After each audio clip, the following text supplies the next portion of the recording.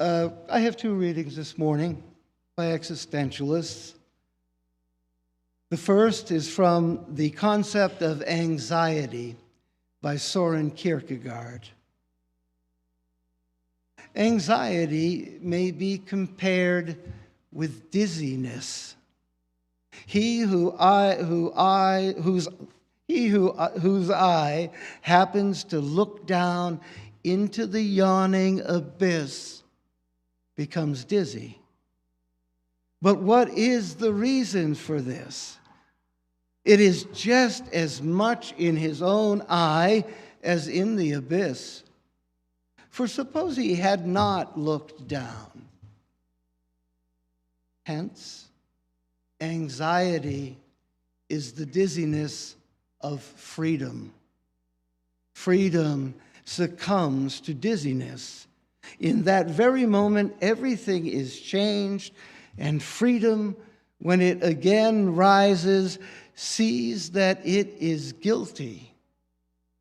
Between these two moments lies the leap, which no science has explained and which no science can explain. Kierkegaard, of course, a Christian existentialist. The second reading is from The Rebel by Albert Camus. Rebellion is born of the spectacle of irrationality, confronted with an unjust and incomprehensible condition. But its blind impulse is to demand order in the midst of chaos and unity in the very heart of the ephemeral. It protests, it demands, it insists that the outrage be brought to an end, and that what has up to now been built upon shifting sands should henceforth be founded on rock. Therefore, it is absolutely necessary that rebellion find its reasons within itself, since it cannot find them elsewhere. It must consent to examine itself in order to learn how to act.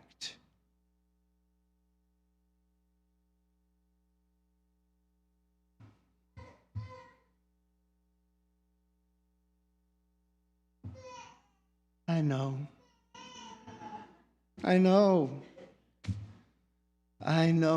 my friends.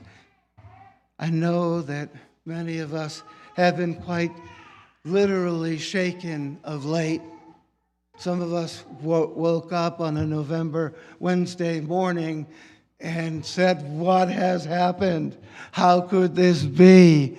And I hope as we ask the questions of what happened and how can it be, we take a look at the mirror and ask, why do we take certain people for granted?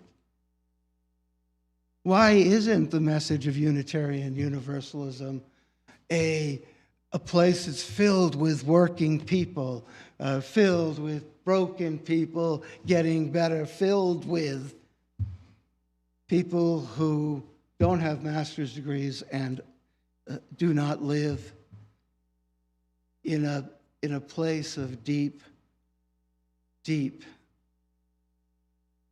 isolation? I know, my friends. I know we live in fearful times, and it is easy to look out upon the world on any given day and despair of what we see. With the threats to the planet, the depletion of resources, the deep cultural division, and the multivarious forms of injustice, we might easily ask, where is the love? What is the purpose of this life? Are there no clear and better options? Is change impossible? Sometimes it seems that love is being held hostage. That love is being held hostage, and we are all that we have to rely on. What if that is true? It may be that love, or God, truth, or humanity, the creator or the goddess, the divine principle, or the blessed unity, or whatever it is that you call the mystery of being, oh, there's another name for it. Whatever power that holds the world together is being held hostage. So why don't you let it free? Why don't you let it out? If it may be that there is no God or goddess, there is no underlying organizing being or design to the ever-evolving, interdependent universe. And as highly as we think of ourselves, we are limited in time, if not patience, perception, knowledge, wisdom, too. Is that really so bad? What if the world holds no meaning? What if we are pitched into an ongoing and absurd spectacle of beauty and horror with apparently no direction, never mind a director? What if we cannot expect any everlasting reward for a life well lived? What if there really is no bonus time for good behavior or lasting torment for bad? How do we keep score then? But by doing something. By doing something in times of trouble, in times of joy, when we are questioning our existence and purpose, we would do well to consider these things. As the Christian existentialist Soren Kierkegaard said, ultimately, faith and existence revolve around trust in something that cannot be substantiated. We have to leap. We have to choose over and over again, and we must do it, because if we continually hold off on making the choices that we have before us, we will suffer and be stuck in a paralytic anxiety with all of our choices made for us. Like 20th century existentialist writer, philosopher, and Nobel Prize winner Albert Camus, we can come to understand that life is absurd.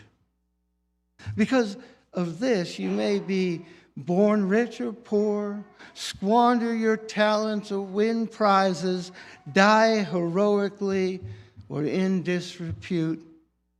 But ultimately, as long as you live, you may do as you choose anything you can imagine, as much as you wish, though there may be consequences. And it is equally possible that you can get away, and it's equally possible that you can get away with it all. What I take from this is that we become to the rest of the world what our choices and actions suggest. And we can also undo the impressions of others the same way, by changing our behavior. The universe may have no divine plan for us. It may be haphazard and entirely without concern for our little lives, but who cares? We can revolt against the meaninglessness of the world by choosing to liberate love from her prison, by celebrating life and the beauty we have within us and that which we see around us. It is never too late. As Camus said,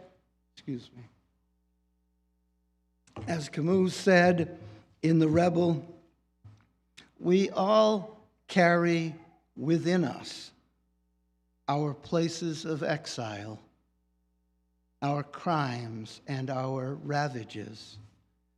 But our task is not to unleash them on the world. It is to fight them in ourselves and in others. We can revolt against the usual business of the world and make whatever plans we choose. We can be loving and caring and most of all free or not.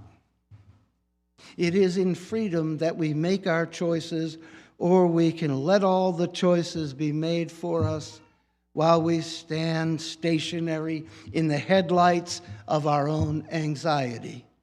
And if so, let us instead leap in faith.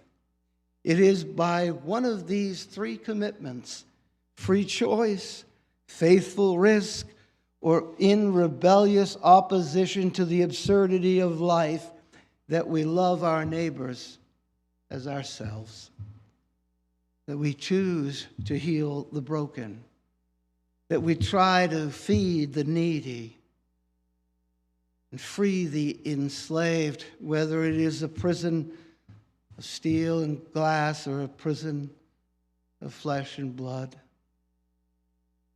It is in freedom that we visit the dispirited and the lonely.